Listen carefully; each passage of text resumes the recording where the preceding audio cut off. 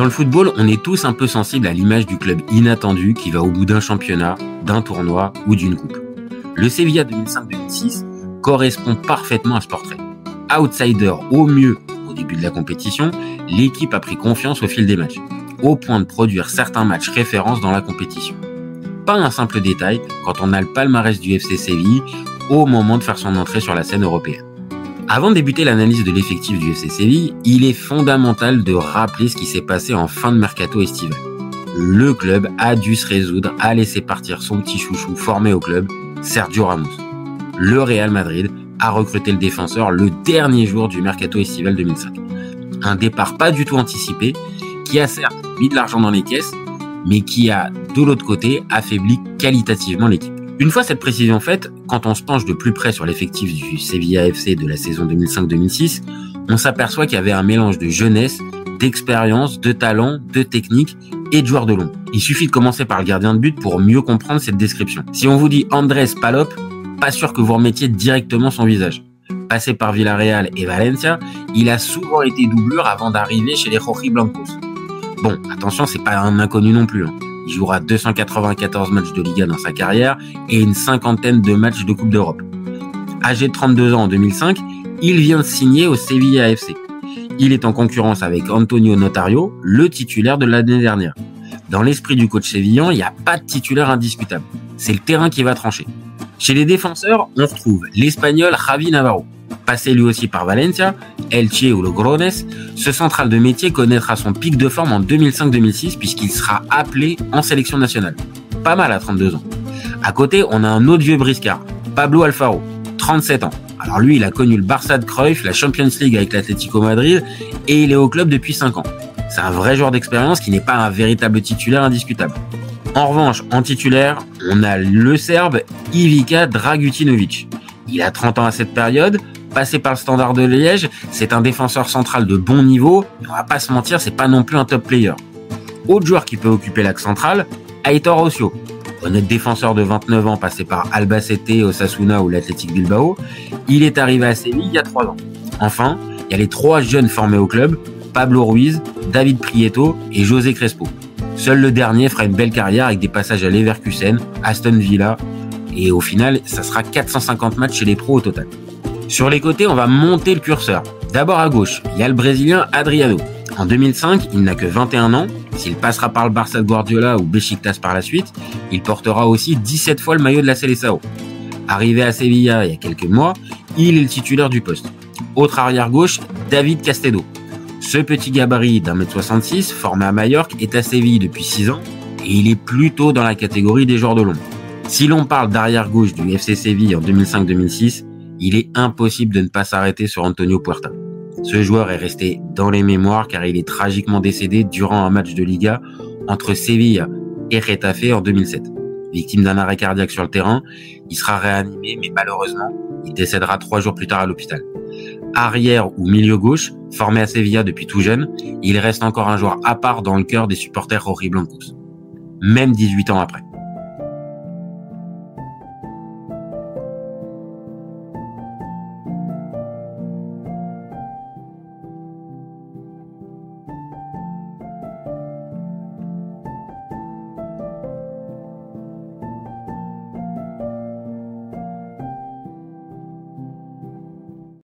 Sur le côté droit, on augmente sensiblement le niveau des joueurs. On a d'un côté Dani Alves et de l'autre Jesus Navas. Le Brésilien est à Séville depuis plus de 2 saisons en 2005. S'il n'est pas encore l'arrière droit qu'on connaîtra notamment par ça, il est déjà surveillé par plusieurs clubs européens malgré son jeune âge. Autre joueur important, Jesus Navas. Lui, il présente un profil plus offensif que Dani Alves, capable de jouer milieu, voire ailier. Il est la pépite du centre de formation du Sevilla FC. Rapide et technique, il est surtout l'avenir du club sévillan en 2005-2006. Au milieu de terrain, on continue avec ce mix entre talent et joueur de l'ombre. Devant la défense, il y a Renato. Alors, c'est pas le plus connu de sa génération. Le Brésilien passé par Santos laissera un souvenir marquant à Sevilla puisqu'il y jouera cette saison. Milieu défensif rugueux, il a 27 ans à cette époque. Dans le secteur de jeu, il y a aussi Enzo Maresca. Alors, si les plus jeunes le connaissent comme entraîneur de Chelsea, l'Italien était aussi un beau joueur de ballon, avec une technique au-dessus de la moyenne. Passé notamment par la Juve, la Fiorentina ou Malaga, il pouvait jouer à tous les postes de l'entrejeu. En 2005, il a 26 ans et il est pas loin du prime de sa carrière. Au-dessus briscard, l'Espagnol Josep Luis Martí, 32 ans, passé par Mallorca et Tenerife. Il est ce joueur capable de gagner des duels grâce à son et il est surtout très utile au collectif. Son expérience permet aux jeunes joueurs de jouer plus librement. En meneur de jeu, il y a l'Espagnol Jesuli. Technique, le numéro 17 passé par le Celta Vigo, mais aussi formé par le FC Séville, est néanmoins blessé depuis plusieurs mois. Moins connu, il y a aussi des jeunes Jordi Lopez, formé au Barça, et Antonio Lopez, ainsi que Bruno Herrero. En attaque, c'est là qu'on va retrouver le plus de talent individuel. On commence par les avant-centres. Il y a d'abord Frédéric Kanouté. Le franco-malien vient d'arriver de Tottenham. Sans être un crack, il a une belle carte de visite. 43 matchs en 144 matchs de première ligue. International A, excellent jeu de tête. En 2005, il a 28 ans et il est proche lui aussi du prime de sa carrière. L'autre numéro 9 du FC Séville, à cette époque, c'est Luis Fabiano. Le Brésilien est un joueur qu'on connaît en France puisqu'il est passé par le Stade Rennais au début des années 2000. Alors son passage a été un vrai flop, mais le buteur s'est relancé en revenant à Sao Paulo juste après. Transféré au FC Porto, il sort d'une saison compliquée quand il arrive au FC Séville en juillet 2005. À 25 ans, il doit enfin prendre la carrure du titulaire indiscutable. Autre joueur de grand talent dans le compartiment offensif, on a l'Argentin Javier Pedro Saviola. Attaquant atypique car très petit, très technique, El Conejo, son surnom, est prêté par le Barça le dernier jour du mercato estival. Si son passage à Barcelone est plutôt positif, il est à la relance en 2005 après une saison à l'AS Monaco de Didier Deschamps. Pour ceux qui aiment le joueur, on vous conseille le podcast, il s'appelle Javier Pedro Saviola, qui lui est consacré sur cette chaîne. Sur les ailes, il y a aussi du talent, mais il faut être un expert de la Liga de l'époque pour les connaître. Il y a Fernando Sales, honnête joueur passé par Levante, Valladolid, il joue ailier droit. On a aussi le jeune Diego Capel, qui a 19 ans à l'époque, il ne jouera qu'en fin de saison. Enfin, il reste deux joueurs polyvalents, Carlitos et Kepa Blanco. Le premier est passé par Mallorca au début des années 2000 et le second fera une carrière très discrète malgré un transfert à West Ham en 2007. Pour entraîner cet effectif, c'est Juan de Ramos. En 2005, cet ancien joueur professionnel a déjà entraîné plusieurs équipes espagnoles. Logroñés, Lérida, le Rayo Vallecano, l'Espagnol Barcelone, Malaga et même le rival Betis.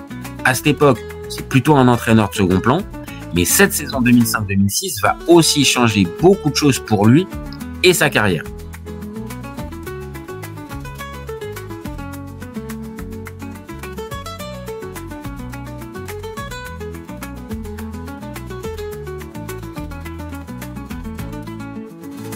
Pour bien resituer les choses, il est quand même important de rappeler qu'à cette époque, le FC Séville a un palmarès famélique. Il y a une seule Liga en 1946 et 3 coupes nationales en 1935, 38 et 48. Sur le plan européen, le FC Séville est inconnu du palmarès. On parle donc d'un club lambda qui va débuter sa saison en Coupe UEFA.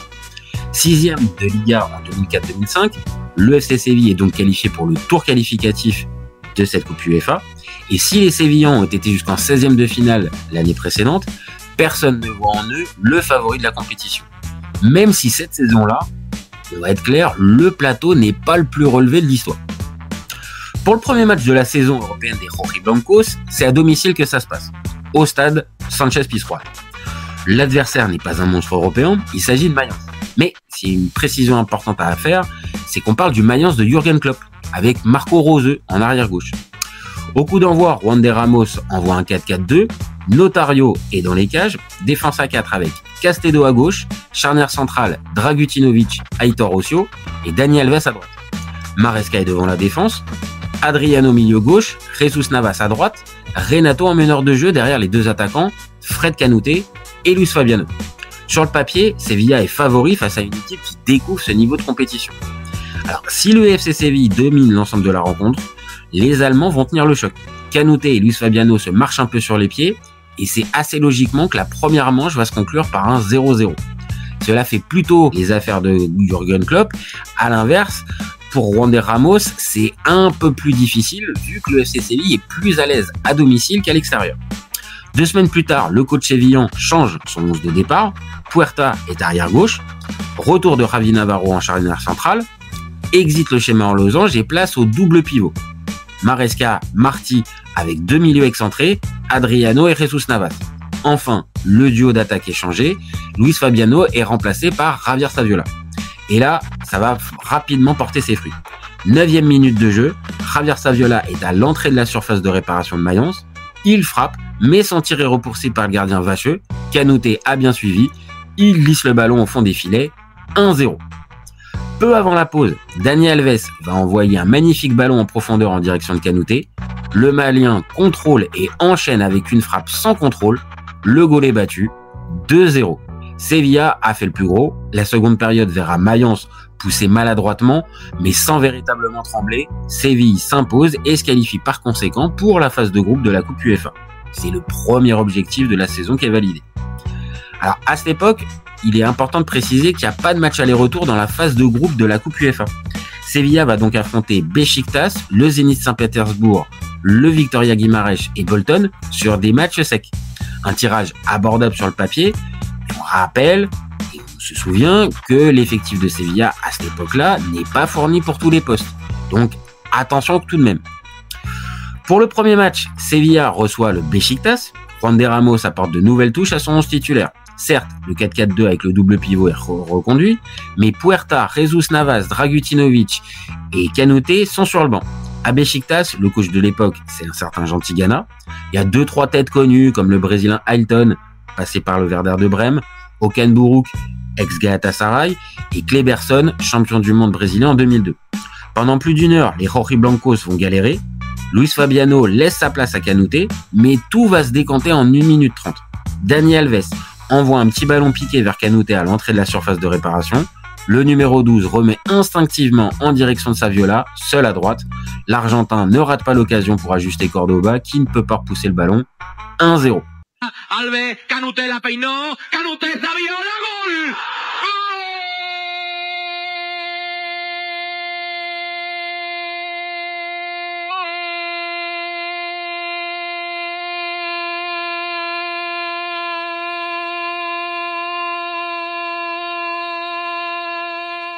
40 secondes plus tard, c'est encore Dani Alves qui va faire la différence. Petit numéro côté droit, le Brésilien délivre un centre parfait pour Kanouté qui se baisse légèrement pour placer sa tête. Cordoba est de nouveau battu. 2-0. La posición de Alves, Alves va a intentar la jugada personal, la pared con Saviola, sigue Alves, en la frontal Alves, el recorte dentro del área de Alves, la pone dentro del área, punto penalti, Kanouté, gol!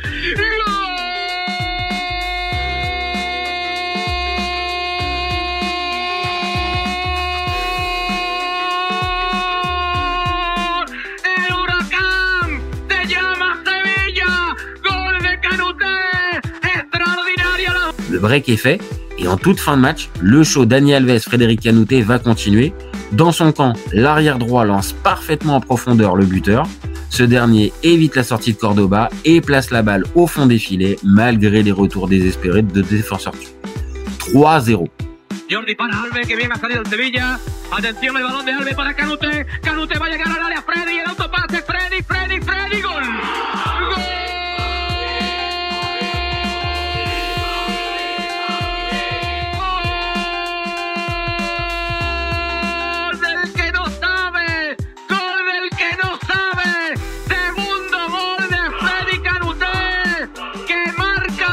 Le FC Séville a réussi son entrée dans cette phase de groupe de Coupe UEFA.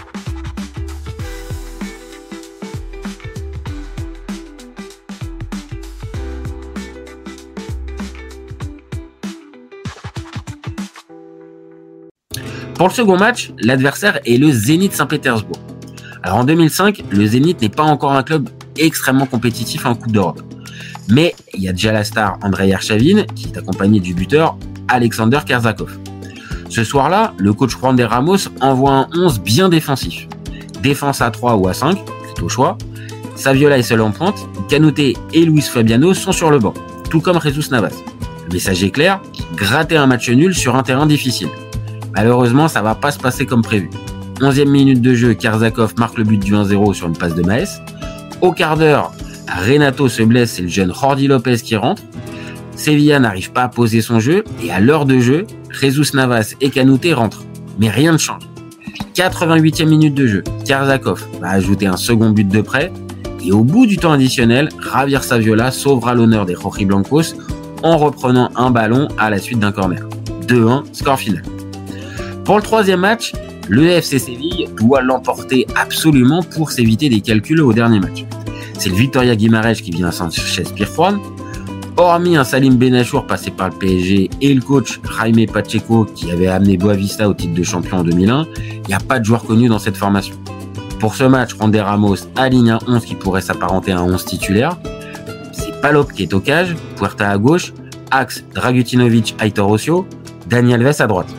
Double pivot Maresca et Martí, Adriano milieu gauche, Jesus Navas à droite, attaque à 2, Fred Canute, Javier Saviola. 10e minute de jeu. Adriano récupère un ballon sur la gauche, il s'approche des 16 mètres adverses et centre à ras de terre. Javier Saviola arrive lancé, il détourne le ballon juste ce qu'il faut. Paiva, le gardien de Guimarães, est battu, 1-0. Se revuelve otra vez Adriano, recupera la pelota, Adriano la va a poner dentro del área, Saviola, gol! ¡Gol!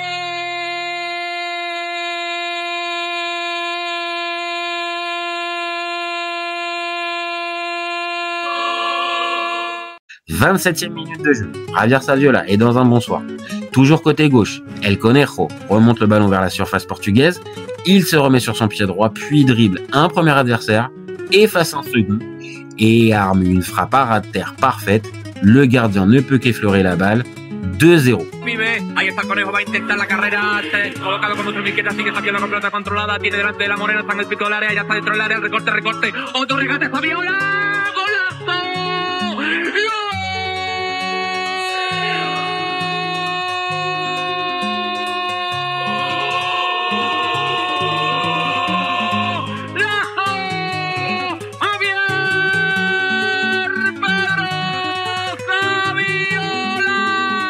Les Rojiblancos étouffent leur adversaire.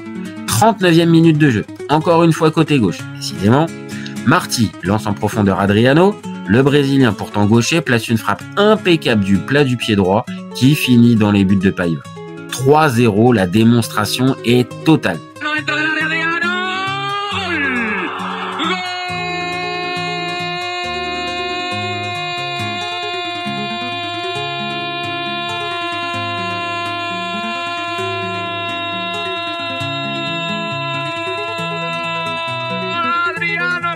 Bon, juste avant la pause, l'idole tunisienne Salim Benachour marquera le but du 3-1 à la suite d'un coup franc de Meka. Derrière, le score ne bougera plus malgré plusieurs occasions du FC Séville. L'important est ailleurs. Avec cette victoire, le FC Séville est presque qualifié pour les 16e de finale. Mais on a bien dit presque. Il vaudrait mieux ne pas perdre face à Bolton 10 jours avant Noël pour s'éviter de grosses frayeurs. Face à une équipe composée de très bons joueurs comme JJ Okocha, Khalilou Fadiga, Hidetoshi Nakata, El Hadji Diouf, Ivan Campo ou encore Gary Speed, Sevilla vient avec un 11 un peu expérimental. Sans Dani Alves, Maresca, Saviola ni Canute, et peu avant l'heure de jeu, c'est Bruno Ngotti qui va marquer le but du 1-0 pour Bolton. Mais quelques minutes plus tard, Kepa Blanco va égaliser. Le match n'est pas extraordinaire, il faut dire qu'un match nul qualifiait les deux formations avant le début de la rencontre. Sans surprise, le dernier quart d'heure est plutôt calme. Sevilla et Bolton se qualifient sur un 1 partout. Séville termine donc premier de son groupe devant le Zénith Saint-Pétersbourg et Bolton. Beşiktaş termine 4e, donc éliminé. Le Victoria Guimarães de son côté, lui, finit dernier avec un seul point.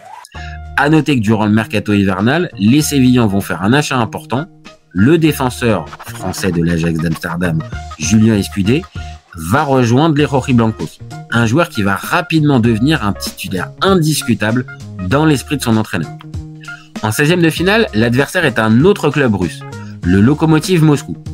3e du groupe B derrière Palermo et l'Espagnol Barcelone, le club moscovite compte plusieurs joueurs de talent dans son effectif. Il y a le numéro 10, Dimitri Loskov, l'ailier Marat Ismailov et le défenseur bosniaque qui passera à Montpellier quelques temps plus tard, Emir Spajic. Formation physique et difficile à manœuvrer, le Lokomotiv est néanmoins comme toutes les équipes russes de l'époque, en pleine trêve locale, car le championnat est à l'arrêt pendant l'hiver. Le 15 février, Juande Ramos aligne un 4-4-2 plutôt classique et prudent. Dani Alves et Jesus Navas reviennent dans le 11. Au milieu, une paire inhabituelle est devant la défense, c'est Martí et le jeune Jordi Lopez. Pour le reste, c'est du classique. On retrouve Canute et Luis Fabiano en pointe. Et dans un match physique et engagé, les Espagnols réussissent à trouver l'ouverture dans le dernier quart d'heure. Joli mouvement à 3 entre Jordi Lopez, Saviola et Jesus Navas. Le dernier lance en profondeur Jordi Lopez. Le titulaire surprise ne tremble pas pour battre Poliakov, le gardien du Lokomotiv. 1-0. Saca Martí de esquina, el remate, gol, gol.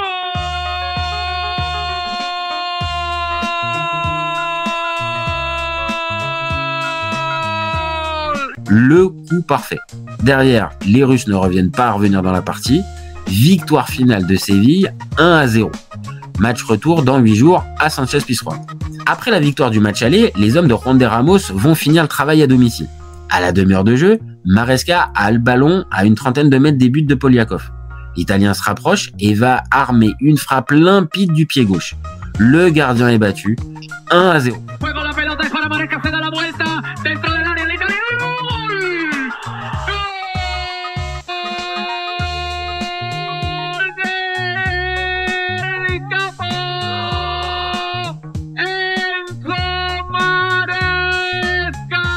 Le Lokomotiv doit désormais marquer 2 fois sans encaisser de but pour se qualifier. Compliqué. Trop compliqué même. Parce qu'en dépit de plusieurs occasions, les Russes finissent par encaisser un but dans le temps additionnel. Corner tiré à 2. Adriano centre en direction d'Antonio Puerta.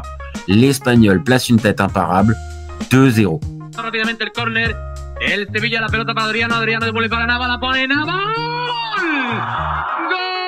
Coup de sifflet final, vainqueur 3-0 sur les 180 minutes, Séville commence à se dire qu'ils ont vraiment quelque chose à faire dans cette compétition.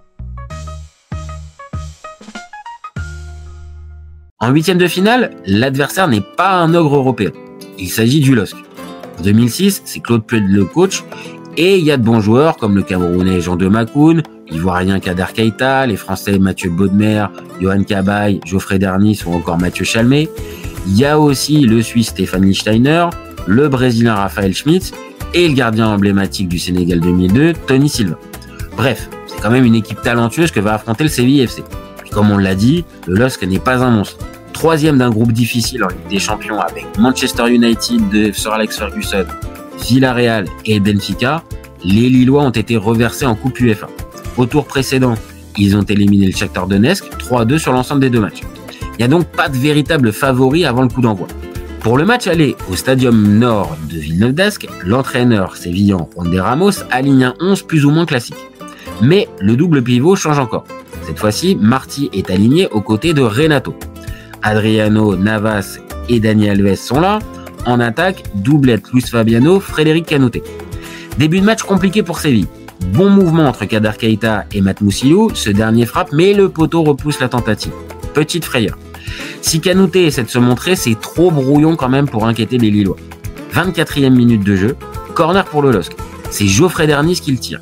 Sa frappe du gauche est rentrante, tellement rentrante que le gardien Notario se fait piéger. 1-0. Le pied gauche de Geoffrey Dernis, c'est le but! Et le corner direct de Geoffrey Dernis! La frappe du pied gauche du milieu de terrain lillois qui va filer directement au fond. Défilé de Notario qui s'est fait surprendre sur ce corner direct. Ce corner direct encaissé par Notario va lui faire mal pour la suite de la saison.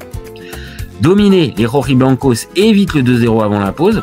En seconde période, les débats s'équilibrent. Adriano, Martí ont des opportunités, mais il manque toujours quelque chose. Saviola, Jordi Lopez et Puerta rentrent en jeu, mais rien n'y change. Le LOSC s'impose 1-0 et prend une vraie option sur la qualification avant la seconde manche à Sánchez-Pizjuán.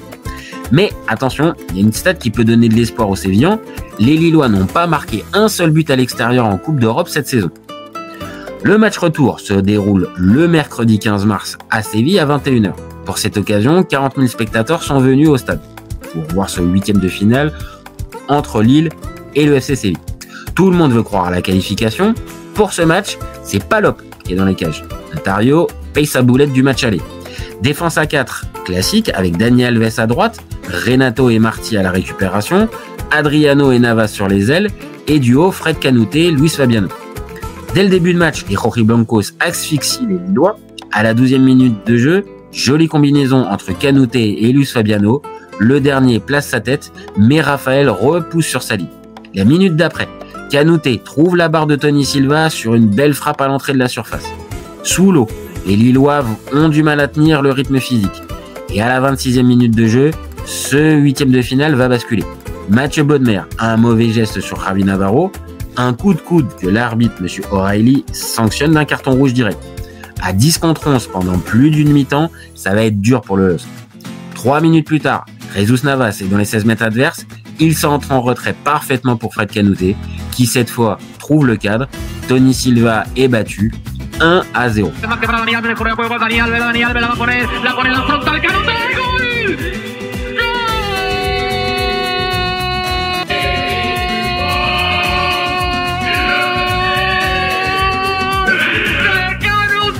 Juste avant les pauses, Sevilla va faire très très mal aux hommes de Claude Puel. Modèle de contre-attaque, déviation de la tête de Kanouté pour Luis Fabiano. Le Brésilien ne tremble pas pour inscrire son premier but de la compétition, 2-0. Atención que roba una vez Adriano, atención que se va Adriano, atención que se la lleva Adriano, atención a la subida de Adriano por el lateral, la pared, segundo palo, Kanouté con la cabeza, Luis Fabiano, gol.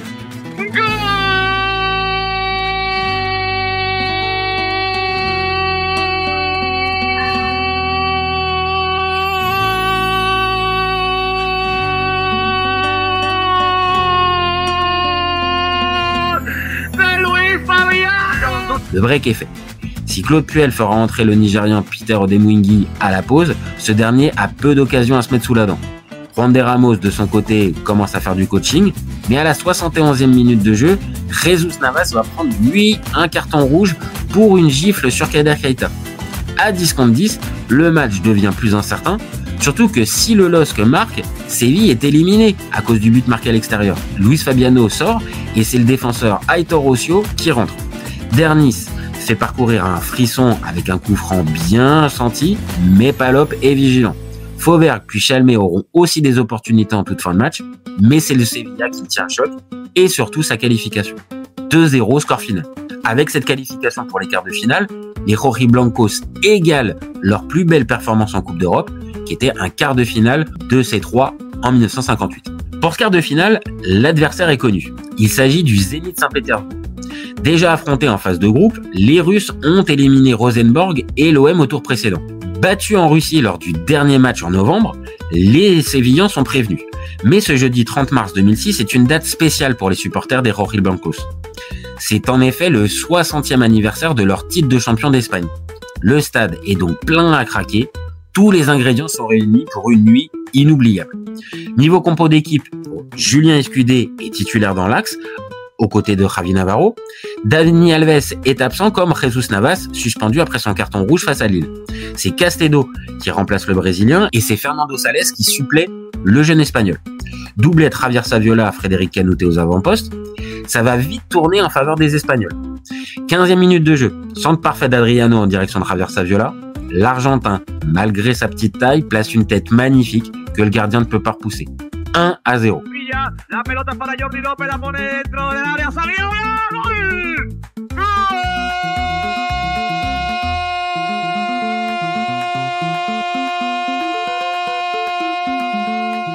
Entame parfaite. Dans la foulée, Julien Escudé est proche de doubler la mise. Saviola, lui aussi. Mais ça passe de peu à côté pour les deux fois. Pas découragé, le Zénith va réussir à égaliser à la 45e minute par l'intermédiaire de Kerzakov. On se rappelle que c'était lui qui avait marqué un doublé vainqueur lors du match de novembre. À la pause, ce score de 1 partout fait douter les supporters, mais ces doutes vont vite se dissiper. En effet, c'est surtout le quart de finale qui va tourner à la 53e minute de jeu. Le défenseur norvégien du Zénith, Erik Hagen, fait une faute sur Frédéric Kanouté dans la surface russe. L'arbitre, Alain Hammer, n'hésite pas. Il siffle penalty, mais en plus, il donne carton rouge à Hagen. La double peine. Les 3 derniers tireurs du FC Séville, Kanouté, Saviola et Jordi López, avaient manqué leur tentative en Liga. C'est donc l'expérimenté Martí qui se charge de transformer la sentence. 2-1.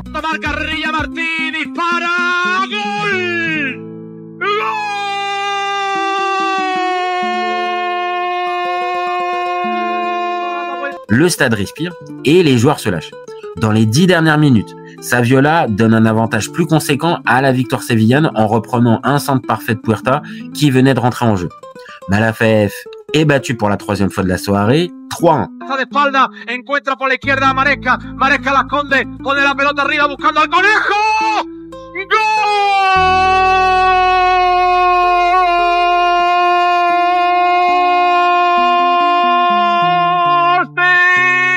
Mais c'est pas fini.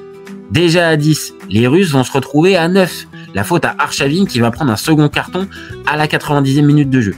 Et comme cela suffisait pas, Adriano ajoute un dernier but à la 93e minute de jeu. 4-1. La pone Blanco, Canute, Parafé, Adriano, gol, gol, gol, gol.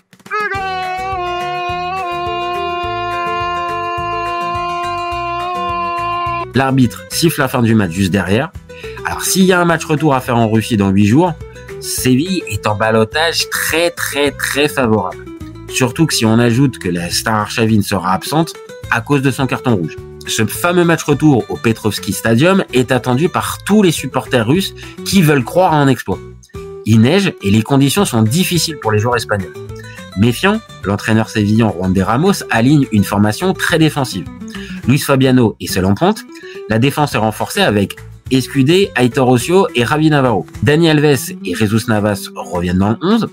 En face, le Zénith tente un schéma avec Poskous en soutien de Karjakov. Si la première période va donner lieu à une rencontre plutôt fermée, où Séville contrôle plutôt bien son adversaire, tout va jouer en seconde période. 50e minute de jeu. Le Coréen Young Min Yeon marque le but du 1-0. Séville a encore un but d'avance.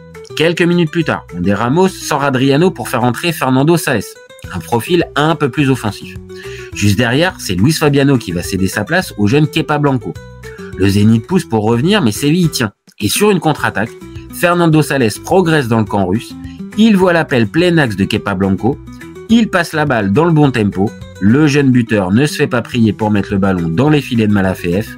Un partout. 2 contra 1, 2 contra 1, 2 contra 1, se mete Daniel Alves en el área, tiene a Kepa, Daniel Alves en el área, pone para Kepa, gol.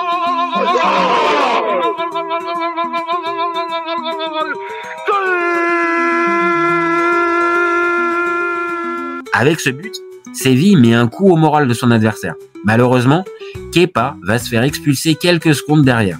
Des mots violents vis-à-vis de l'arbitre, Stefano Farina, l'Italien sort le rouge direct, ascenseur émotionnel. Mais ce match est étrange. Donc 1 minute plus tard, le défenseur croate du Zénith, Ivica Krasinac, va essuyer ses pieds sur Maresca. Nouveau carton rouge. On se retrouve donc à 10 contre 10. Malgré cet épisode, Sevilla va même obtenir un penalty à la 73e minute de jeu. Contrairement au match aller, c'est pas Marty qui va le tirer, c'est Dani Alves qui s'en charge. Et comme par hasard, Dani Alves il va manquer sa tentative. Il faut dire que Malafeef avait bien plongé sur ce coup-là. En dépit de plusieurs attaques du Zénith, le score n'évolue plus. Score final, 1 partout. Séville se qualifie pour le dernier carré de la Coupe UEFA. Au programme de la demi-finale, c'est Schalke 04. Les Allemands étaient qualifiés en Champions League en début de saison. 3e d'un groupe difficile avec l'AC Milan et le PSV Eindhoven, les Allemands ont été reversés en Coupe UEFA, comme le LOSC en 8e de finale. Dans l'effectif de Schalke, il y a de très bons joueurs. On a le gardien international allemand Frank Rost, l'arrière droit brésilien Rafinha, qui passera au Bayern quelques années plus tard, le milieu défensif danois Christian Poulsen, le polyvalent turc Hamit Altintop, le meneur de jeu brésilien Lincoln, et en attaque plusieurs numéros 9, l'allemand Kevin Kurani, le danois Ebbe Sand et le norvégien Søren Larsen, qui passera lui aussi quelques années plus tard à Toulouse. Sans avoir de crack dans son effectif, Schalke n'a quasiment que des internationaux à tous les postes. Si l'on ajoute que le palmarès des Allemands, 7 titres de champion d'Allemagne, même si on va pas parler ici des titres obtenus pendant la guerre 39-45, il y a aussi une coupe UEFA en 97 et 4 coupes d'Allemagne. C'est donc assez logiquement que Schalke est favori avant la double confrontation. Mais Séville espère faire déjouer les pronostics. En plus, le match retour est à Séville. Pour le match aller, il y a plus de 50 000 spectateurs présents à la Veltins Arena de Schalke. Séville se présente avec son 4-4-2 traditionnel. Quasiment tout le monde est présent. Canute, Saviola, Maresca, Jesus Navas, Escudé, Javi Navarro, Palop. Seule surprise, c'est David Prieto qui est aligné au poste d'arrière gauche.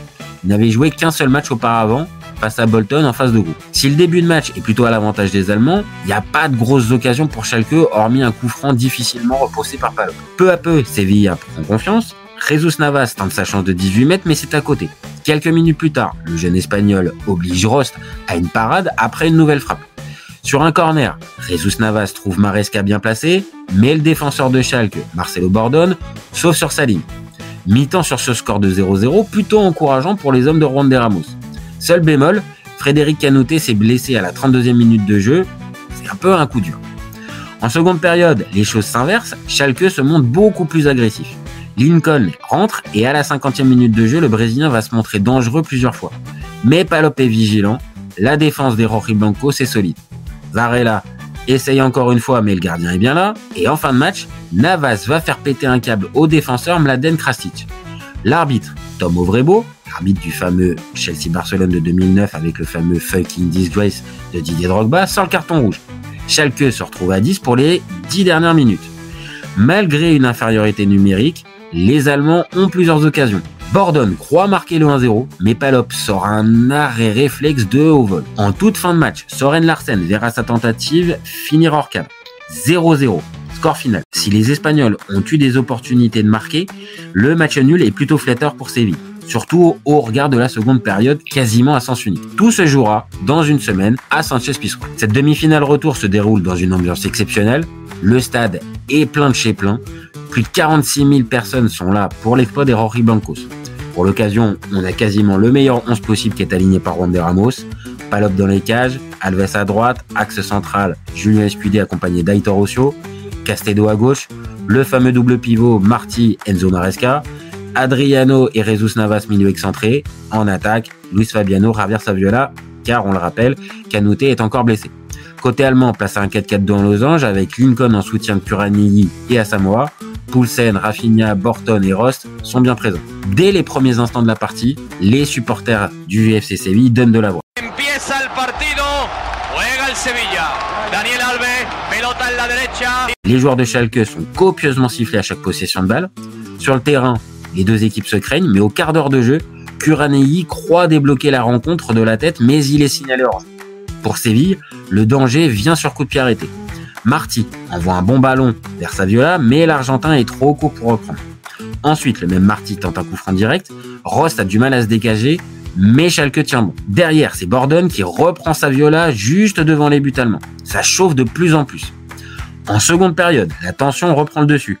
Saviola aura encore une occasion de marquer à la 75e minute, mais cette fois-ci, Rost se détend bien. 2 minutes plus tard, Antonio Puerta remplace Adriano. En face, le coach de Schalke, Mirko Slomka, tente un coup en sortant un défenseur, Dario Rodriguez, pour un attaquant, Søren Larsen. Un pari offensif pour arracher la qualification dans les 10 dernières minutes. Malgré cette envie, le score va rester figé jusqu'à la 90e minute. 0-0 à l'aller, 0-0 au retour, le calcul est simple, faut passer par la case prolongation pour déterminer le premier finaliste de cette Coupe UEFA 2006. Chez les Allemands, Asamoah sort et c'est le Danois Ebesand qui rentre. Il y a peu d'occasions et on voit pas comment les équipes vont se départager. Renato remplace Luis Fabiano, on joue la 101e minute de jeu, Jesus Navas est sur le côté droit à 30 mètres. Il voit que Puerta est libre de l'autre côté aux 16 mètres, il envoie un ballon bien dosé du pied gauche que Puerta apprécie bien. Le numéro 27, sévillan, place une frappe de l'extérieur du pied gauche avec un peu d'effet. Le geste parfait. La balle va se loger dans le coin opposé de Rost qui ne peut rien faire sur ce coup-là. 1-0. Banda derecha para el chaval de los Palacios, la va a poner, la pone dentro del área, ahí está Puerta. ¡Gol! ¡Gol! ¡Gol! ¡Gol! ¡Gol!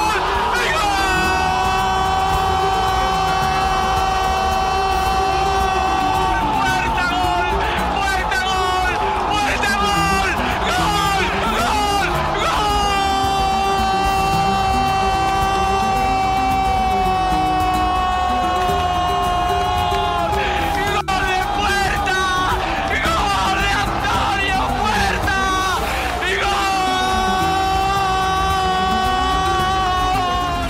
Le stade explose. Les deux enfants du club qui envoient Séville en finale. L'histoire serait magnifique. Si ça se termine comme ça, bien sûr. En dépit de plusieurs situations dangereuses pour Schalke, les Sévillans font preuve de solidarité dans les derniers moments de la rencontre. Palop fait ce qu'il faut et ça va suffire. L'arbitre siffle la fin du match sur ce score minimal de 1-0. Séville est qualifié pour la finale de la Coupe UEFA. Un véritable exploit pour ce club qui n'a jamais disputé de finale européenne avant cette saison.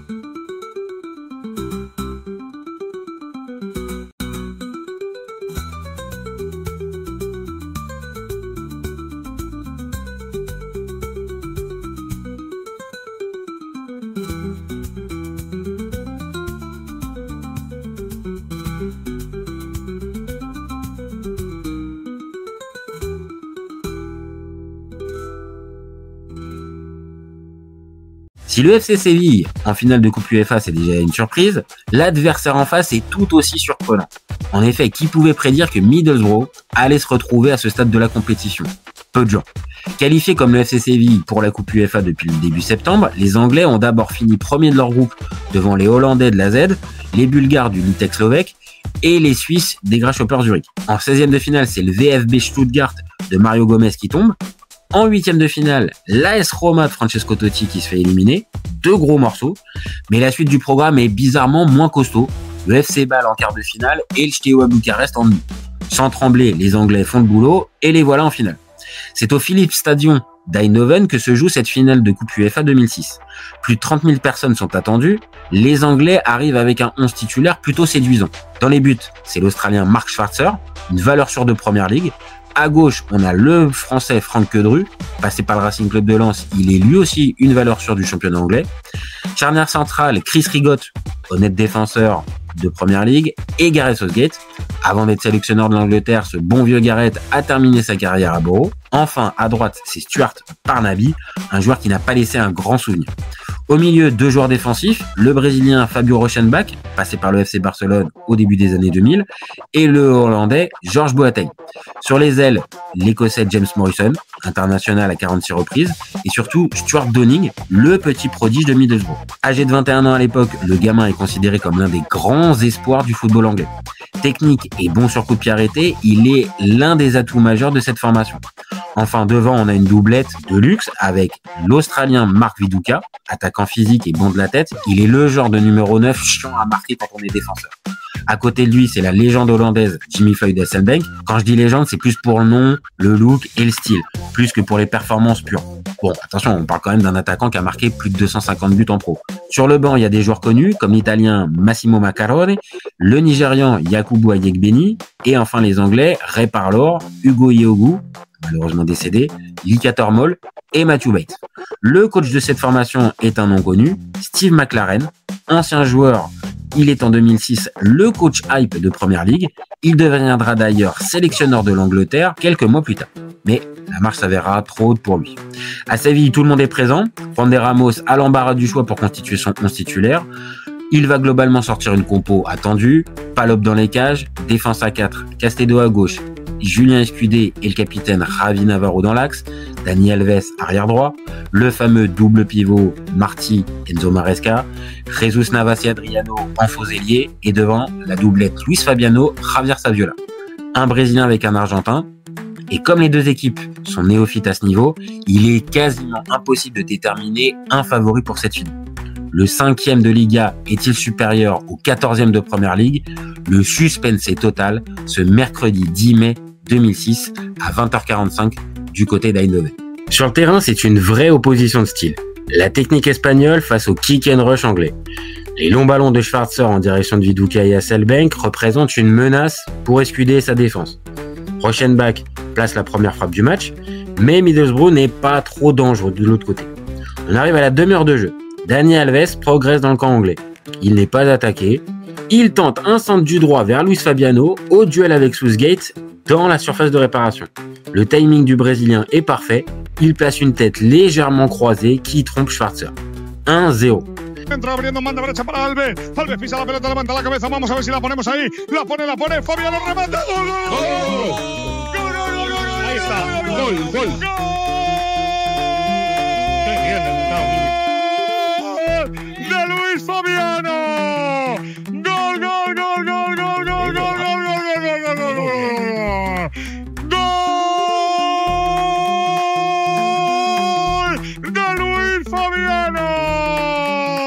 La finale est lancée. 3 minutes plus tard, c'est Adriano qui est laissé libre, lui, à 30 mètres. Le Brésilien tente sa chance, mais ça passe juste au-dessus. Middlesbrough n'y arrive pas. L'arbitre siffle la mi-temps sur ce score de 1-0 pour Séville. En début de seconde période, c'est le héros des 2 tours précédents, Massimo Maccarone, qui rentre à la place de Morrison, assez neutre. Le coach, Steve McLaren, espère un sursaut de ses joueurs. En face, Juan de Ramos fait aussi un changement. Javier Pedro Saviola sort et laisse sa place à Frédéric Canouté. En début de seconde période, Jesus Navas prend de vitesse la défense anglaise, mais il ne cadre pas sa frappe. Avant l'heure de jeu, Boro prend le dessus physiquement, Maccarone est à 2 doigts d'égaliser, mais Palop sort un bel arrêt réflexe. Ensuite, Hasselbank envoie un coup franc plein axe à 25 mètres des buts, juste au-dessus. À 20 minutes de la fin, McLaren tente le tout pour le tout. Il va sortir Queudru pour Yakubu, un défenseur pour un attaquant. Les Anglais jouent dans une sorte de 3-3-4 avec Yakubu, Hasselbank, Viduka et Downing devant. Le tout pour le tout par excellence. 76e minute de jeu. C'est Viduka qui est bien lancé par Hasselbank, mais le cap se dérobe pour lui aussi. 2 minutes plus tard, la finale va basculer. Maresca a un bon ballon de contre à négocier. Il voit Jesus Navas démarquer sur sa droite. L'Espagnol récupère le ballon dans la surface, remet sur Canouté dans l'axe qui frappe instantanément. Schwarzer repousse, mais sur Enzo Maresca. L'Italien ne rate pas l'occasion pour envoyer le ballon dans les cages de Middlesbrough. 2-0. La puede poner Canouté, Marelka,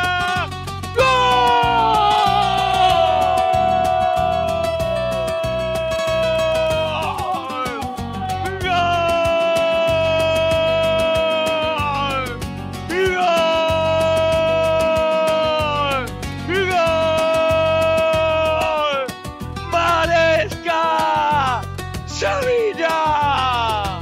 Il reste plus de 10 minutes à jouer. Les Anglais semblent touchés. Et ça va se confirmer 5 minutes plus tard.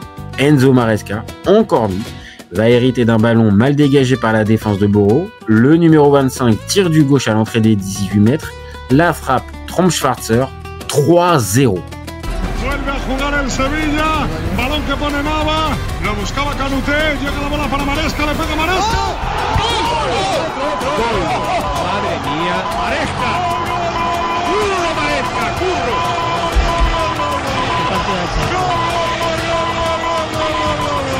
¡Ay, Sevilla de mi corazón! ¡Ay, Sevilla de mi alma! Ya está. ¡Ay, Sevilla! ¡Sevilla, cuánto te quiero! ¡Marca Maresca! ¡Marca el tercero! ¡Marcó el Sevilla! ¡El Sevilla! ¡Campeón! La finale a totalement tourné.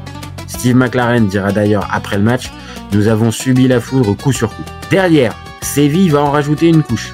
Maresca, encore et toujours lui, s'essaie à une frappe de l'extérieur du gauche. Schwarzer repousse, mais sur Canouté. Le Malien finit le travail avec le 4e but de la soirée. 4-0. Balón para Maresca dentro del área. Ojo que puede llegar. Canouté.